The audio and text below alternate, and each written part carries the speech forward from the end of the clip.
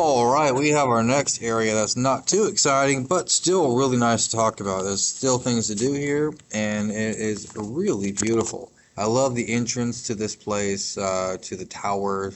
It's just generally what we're going to call these locations is inside the tower. And you're basically climbing up to the top, to the boss. And so it's almost like different floors that you're trying to kill through. And then every floor boss is very difficult to proceed to the next area. So it's really cool how they do this, and I really like the concept here. Even on some of the higher levels, you can look down to the lower, and this is one of the floor bosses quests that you have to get to the next area. Would be this guy right here. Otherwise, you got your, I believe your first location as far as new items and equipment that you can get here. Hallway over there we'll get to in a second. But this is a real fun area. It gets boring after a little bit trying to level through it, but hey, leveling and grinding is never fun.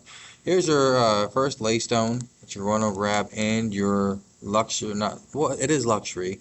Your first lux items, your daggers, your offhands, your shields, your quivers, everything that you might need is going to be right here. I believe it's 180. Yep, 180. Alright, so you get your 180 stuff here, and then we have your equipment, which is really good. Most of the time, most people go for Valor Rings. Very helpful, very good. Some people sometimes go with Clarity, with the Dexterity and Defense and Energy, but overall, it's a solid pick of rings here. Not too many people go for anything other than the speed attack ring here. And sometimes you'll see people wearing some bracelets, not very often because there are better selections, but these are ideal. Should be at least maybe possibly wearing one of them if you don't have good equipment. But nonetheless, never buy a helmet, by the way. Those helmets aren't worth it. So we have this is our location here. I believe we have our leveling zone, which I always encourage people to level up in here. This is another floor boss. Nice little area to level through. And we're going to go to the next section here.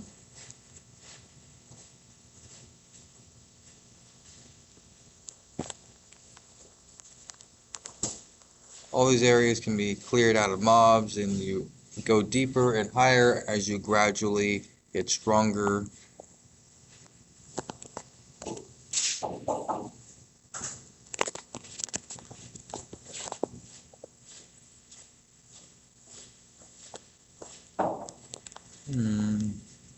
Let's make a decent screenshot.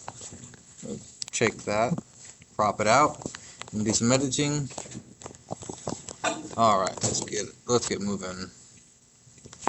We're going to be heading over here to our secondary boss.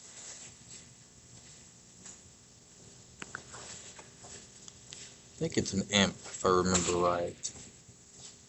Oh, the levels. There you guys go.